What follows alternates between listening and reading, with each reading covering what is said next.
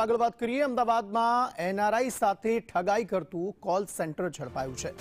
અભિષેક પાઠક સહિત 24 યુવક યુવતીની ધરપકડ કરવામાં આવી। આશ્રમ રોડ પર ચાલતા કોલ સેન્ટર પર દરોડા પાડવામાં આવ્યા હતા। સસ્તી દવાના નામે એનઆરઆઈ સાથે છેતરપિંડી કરવામાં આવતી હતી। ગ્રાહક ફોન કરે તો હલકી ગુણવત્તાની દવા આપતા હતા। આ સમગ્ર મામલામાં કાર્યવાહી કરવામાં આવી છે અને 24 લોકોની ધરપકડ કરાઈ છે।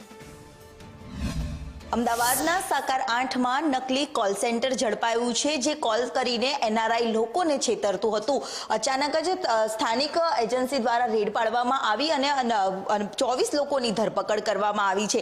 ગ્રાહકને સતત ફોન કરે અને જે બાદ દવાઓના નામે તેમ એનઆરઆઈને છેતરવામાં આવતા હતા તેવી બાબત જે સામે આવી હતી, તે માહિતીને આધારે પોલીસે તપાસ હાથ ધરી હતી, જેમાં 24 લોકોની યુવક યુવતીઓની ધરપકડ કરી લેવામાં આવી છે। હાલ મળતી માહિતી પ્રમાણે આરોપીઓ 8 મહિનાથી કોલ સેન્ટર ચલાવતા હતા, તેમજ કોલ સેન્ટરના સાક્ષી ન હોવાથી કોઈ સજા નથી થતી તેવા પ્રકારની જોગવાઈ પણ આપવામાં આવી છે।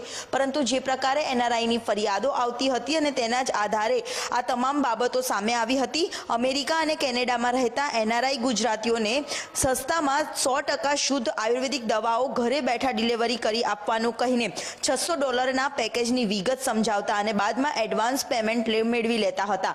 નકલી તેમજ હલકી ગુણવત્તાવાળી દવાઓ આપતા હોવાનું પણ સામે આવ્યું હતું। સાથે જ વસ્ત્રાલમાં રહેતા અભિષેક પાઠક અને તેના સાગરીતોએ મોરસ ઓપરેન્ડીથી આ કોલ સેન્ટર ચલાવતો હોવાની બાબત સામે આવી હતી અને જે બાબતને લઈને 24 લોકોની ધરપકડ પણ કરવામાં આવી છે અને આ બાબતને લઈને તપાસમાં વધુ ખુલાસા થાય તેવી પણ સંભાવનાઓ જોવા મળી રહી છે।